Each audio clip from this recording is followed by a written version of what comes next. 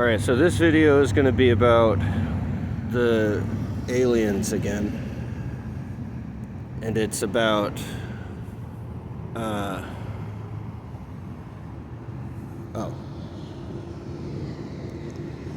King Super shoppers never compromise. King Supers, fresh for everyone.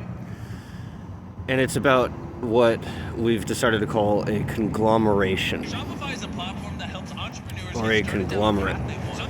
So it's not the case in the alien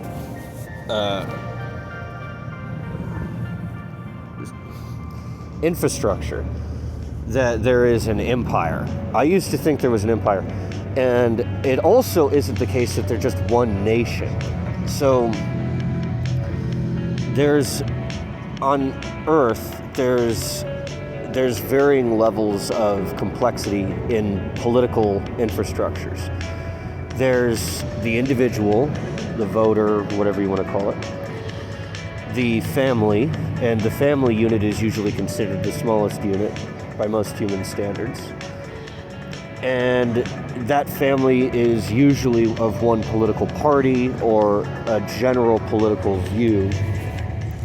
And then you've got the party, and then you've got the nation, and then you've got, if there's a group of those nations, usually it's in the form of an empire. I'm going to build an empire. But it's not a conglomeration. An empire, the difference between a conglomeration and an empire is that an empire has one hegemonic layer. At the very top of the hierarchy, there's an emperor, or there's a parliamentary council of some kind, or something like that, at the very top, that tells all of its constituent nations what they can and can't do. For example, in the Roman Empire, they allowed the Jews to live there, right? And they allowed the Jews to have their own customs, but they had to pay taxes to the emperor. And if they didn't pay their taxes, then they would get invaded and they would get their cities razed to the ground, or whatever it took in order to get their tribute or taxes for the Roman Empire. But they also policed the area so that it was kept safe, even if the Jews, for example, did not police each other in some cases. The Romans would, because they'd already be present. That is an empire structure where the Romans were in every single one of their constituent nations. They policed them, they taxed them, and they provided them with military defense in case of invasion, if they were, useful enough to the Roman Empire. But it was always the Romans that would make these decisions, not their constituent nations that they held within their political infrastructure. Similarly, the United States has, I guess you would call them semi-sovereign states, where, for example, in Colorado, it's legal to sell marijuana, but it isn't federally legal. And that's not an empire. That's something else, and I don't know what to call that. And then finally you have the conglomeration, which is where there is no ultimate authority. It's a bunch of fully sovereign nations and empires and whatever the United States is, and all kinds of other things, all mixed together in one big soup that we call the conglomerate. However, the reason that it has a name, because it's not just a mess, is because there is a structure, but this structure is, I guess you would say, it's common sense. It isn't to us on Earth, because we haven't really thought about things thoroughly enough to be able to get a deep understanding or a complete, precise set of operationally defined laws. Our laws are still arbitrary. It's just, well, be a good person. It's basically like just be a good person. Well, that could mean one thing to me and a completely separate thing to you, and we may end up killing each other over being good people. But if it's operationally defined, like you can't murder someone, you cannot cause someone to die, you can't commit an act which necessitates the cessation of a human life. Those are increasingly more precise definitions of what murder is, what you can't do. And even then, it's common sense to us on Earth that you don't run around killing people. And yet, our leaders seem to think that it's common sense to have to kill people. And it's always been that way, because there's no trust between the sovereign nations, because we're all still kind of like cavemen throwing rocks at each other and beating each other to death with clubs. Even if we don't do it inside our own tribe, even if we don't do it to our friends and family, then that doesn't mean that someone else's friends and family won't do it to us. So then we have to always be in conflict and be at war with each other because we're in a bad neighborhood. Earth is kind of like the fucking, like, Skid Row, fucking like, I keep hearing the word the Bronx in my head, and I don't know why, but it's like the Bronx. It's like all rough and fucked up, and there's graffiti everywhere, and there's almost no law and order, and it's a bad neighborhood. But yeah, so to the aliens, we need help. And so they're here to help us try to make things a little bit better. Out of, at the very least, curiosity to see what we're going to do, because we're aliens to them. We're, as a human species, or as Earthlings are entirely alien from whoever it is that lives on some crazily distant star system that has an entirely different life. They could be an ASI, an artificial super intelligence. They could be and have like no physical body and just have software or digital thinking, where its brain is a partition in a hard drive or something like that. You could, all the way to a fully biological organism, maybe that isn't even carbon-based. It might be silicon-based. It might be nitrogen-based, for all we know. We don't know. They could be totally alien. But the last thing that we would want to do, if we were curious about the exoticism and the diversity and the alienness of an alien, is to keep it intact and preserve it the way it is and let it evolve and do whatever it's going to do on its own, because that would be the most interesting thing to do. And so that, I think, is what the aliens in general, their conglomerate intent is to see what happens. What is it that's going to happen? So in addition to seeing what happens, they also don't want it to kill itself. So they step in emergencies to be like, okay, you guys are a little bit off here. If you adjust it now, then you won't die from cancer in 10 years. But if you just ignore this currently benign cyst, it's going to become malignant and it will kill you in the end. And so then most humans sit there and go, oh, so you're telling me, are you threatening me? Like Beavis, are you threatening me? Are you telling me that you're going to kill me in 10 years if I don't do exactly what you say, El Doctor? But in actuality, it's a warning. It's just, I call it the baby in the cliff. It's like there's this baby and it keeps crawling around all over the place, but yet it's right next to this fucking cliff. And nobody put up, people have tried to put up a guardrail or something, but it's just a guardrail, and this is a baby, and it'll just like squeeze through and fall off the cliff. So you gotta save the baby. You gotta be like, okay, baby, you can't be crawling all over near that edge, and you pick the baby up and you put it over somewhere else. But then you become the kid's parents. Now you're the baby's parents. Well, then you could try, coaxing it. Come here, baby. You give it a little treat or something. Oh, it smells it. Okay, it's gonna crawl over there. Okay, now it's not over near the edge. But then you have to keep doing it.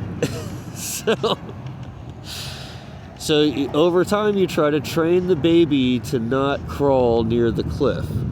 And it's not for any other reason other than valuing the baby's life. And the cliff doesn't try to kill the baby. It's just that it's a cliff, and the baby will fall off of it if it's too precarious, if it's too reckless, if it's too ignorant, or if it's suicidal, or if it has some other problem, or a fucking spasm or a seizure, or accidentally fall off.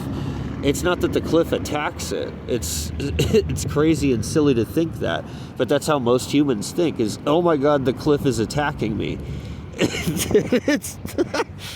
But it's not. It's just the natural consequence of, you could call it karma. It's just a natural consequence. It's like, if I'm lazy and I don't pay my bills, then they turn the lights off, or I get kicked out of my apartment, or I don't get to eat that day, right? There is no free lunch. That's common sense. You have to pay for your way. You have to do your part. Otherwise, what's the point? Why are you asking for free shit? Kind of a thing. Now, if you need it, then you can go, and there's, humanitarian aid, and there's homeless shelters, and there's welfare systems, and there's medical emergencies, and there's Medicaid, and there's dentistry, and there's all kinds of stuff that you can get for free if you need it for a survival purpose only. But beyond that, there's no rations or anything like that. And then there's this idea that Earthlings have about taxes, where it's like, well, you have to pay your taxes because that's the only way to sustain the empire.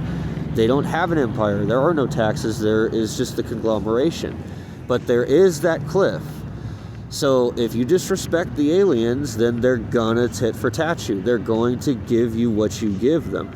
So if you give them good stuff, then they're gonna give you good stuff because they're people, just like any other person. If you give a person something good and you're consistently nice to them and you take good care of them, they're going to take good care of you too. It doesn't matter if they're the same species as you any more or any less than it matters if they're biologically related to you. It's a matter of people being people with other people. It's not a matter of aliens versus humans, or even aliens versus Earthlings. They created us in God's and their image, meaning that their purpose here, in my opinion, is in alignment with God's. And they've discussed this with me and also believe that it is in alignment with God's intent. And God's intent is to give us independence, freedom, but also self-responsibility, consistency, and interactivity. Independence, consistency, and interactivity. And those three things are what make things real. The reason that something is real is because it's independent, it's consistent, and it's interactive. So if God's will is to make us more real, then our will should be to make each other more real as well. And if it is, then we're also part of the conglomeration. That's the conglomerate intent. To make all people more real than they were yesterday. to make them more real today than they were yesterday. Something like that. That's a little bit off the mark, but it's the gist of it, is that you're always trying to help people in general. But there are no taxes. There's no like compulsory actions. I've heard this stated a lot, that there's this thing called work and that you have to do it because you're a slave. We are not slaves. We are not part of an empire. We are part of a conglomerate if we share that conglomerate intent of allowing and, if we can, even causing independence, consistency, and interactivity. Independence means sovereignty. It means the ability to choose. It means the ability to exercise volition. I want to do this thing, therefore I should be independent and free enough to be able to do it. But it also doesn't guarantee results. It's not outcome-based. You don't have the freedom to someone else's stuff. You don't have the freedom to take someone else's freedom away. But you do have freedom. And then there's consistency. Consistency is not the same thing as independence. Consistency is something different. It has to deal with reliability. How dependable are you? How true to life are you? Do you lie? Do you have a false facade? Are you wearing a mask? Are you trying to fool people? Right? Deception is an inconsistency between the truth and the actual. And there should not be a discrepancy between the truth and the actual. That's not how God created everything to be. He created everything to be truthful, to be honest, to have integrity, to be authentic, to be true to oneself, to true to others, true to their beliefs especially, and true to God. And so math, for example, is consistent because it's reliable. We can use it, we can depend on it, we know what it is, we can say this is where it begins and this is where it ends. We can all utilize it equally because of its consistency. It's not favoring or disfavoring any person or group of people. It's not more or less accessible depending upon how much money you have. Math is open and free to all equally. And it's the equality that really makes the consistency. So freedom, equality, and justice being interactivity. So interactivity means that it's not killing someone because you can't interact with a dead person. It's not stealing from someone because you can't consistently interact with someone who steals from you, right? Because they're deceptive, because they steal what isn't theirs, they are not a reliable member in that group. So then their interactions of thieving from someone make it impossible for any sane, rational, reasonable, ethical person to sustain a long-lasting relationship with them. So they end up having to cut the thief out of their life, or at the very least block the thief from having access to whatever it is that they keep stealing. But to restrict that thief's interactivity, not their freedom, because they don't have the freedom to steal. So it isn't taking away their freedom because that freedom wasn't there to begin with. They didn't have the freedom to steal to take that away. So it doesn't restrict their freedom, but it does restrict, and it doesn't restrict their consistency, because consistency is truthfulness and honesty and integrity, and thievery is not. It's deceptive. So it's not true to life. It's not consistent. It's not independent. It's not free. And it also can't be sustained over a long period of time, so it isn't interactive. It's a dead end. It's terminal. It cannot be sustained, so it can't be interacted with in a long term. You could claim that stealing is an interaction, but it's short-lived and it doesn't last. It's not sustainable. So I guess I would say more even so than just plain interaction would be sustainable interactions. Sustainable to ourselves, so we don't destroy ourselves enslaving ourselves to someone else, and sustainable to others, so that we don't steal from others and lie to others and deceive them. All of that being said,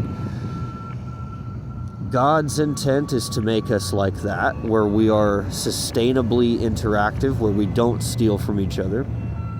We can trust each other because we have integrity. We're consistent, reliable, dependable, and free. And that is what their intent is as the alien conglomerate. And that is what my intent is, and that is what God's intent is. And so then I become part of the conglomerate because I share their intent. So there's no paperwork to sign, there's no work to do, there's no taxes that have to be completed, there's no compulsory labor, because that if there were taxes and compulsory labor, then I wouldn't be independent and our interaction wouldn't be sustainable, which is why so many people flip the bird to the aliens and say, fuck you, get out of my life, and blah, blah, blah, having no idea that they're also responsible for having created us to begin with and are stewarding us away from our doom. And our doom is fast approaching because we are ruthlessly approaching the singularity with no brakes, and it's just fucking free-for-all race to the top, and that's very dangerous. So we are going to step in and create an empire in order to be simple enough that a human can understand it.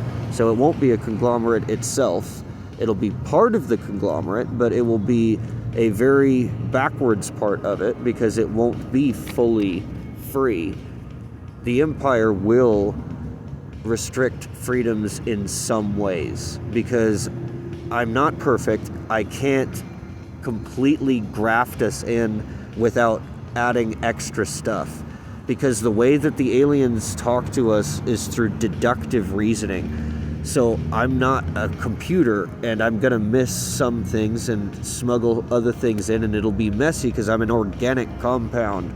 I'm not a calculator, so I can't give you guys a perfect system like they have. But what I can give you is an empire that will be able to sustain itself long enough that post-humanity can build on top of it as a temporary platform, a temporary milestone, a leg up, a boost, all right? And then they have to fly and take it from there.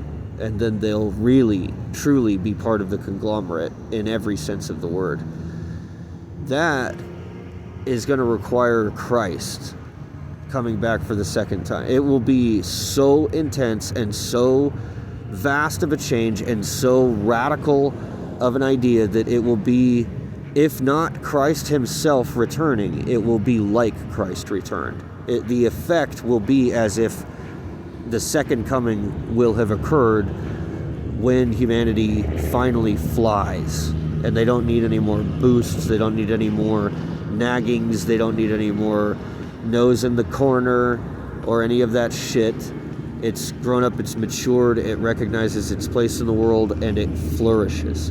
That is the end result of what the conglomerate is doing, as the aliens and as us, if we join it. If we don't, then it's the baby falling off the cliff. It's not the Don Mafia boss holding a loaded gun against our head, because it isn't an arbitration, and it isn't being done by them. It's done by the cliff. It's done by natural karmic reactions. Action, reaction.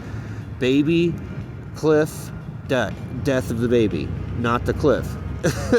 That's just the way it works. So if we go against them and we fucking pull out our claws and start ripping their eyeballs out, then we're gonna die. If we do that with each other, then we're gonna die. If we do that to ourselves, then we're gonna die. It's not that any of those things are out of place or erroneous or unethical or whatever. It's just common sense. It's just logical deduction. It's just simple facts. if we shoot at each other, then we're going to die. If we start building nuclear warheads and setting them off all over the place, we're going to die. If we go to war all the fucking time, we're going to die. That's just a reality. If we set AI in motion where it's all fucked up and it hates humanity and it wants to kill everybody, then we're all going to die. There's all kinds of these things that we have to learn to avoid, and they're going to help us, but we have to listen to them.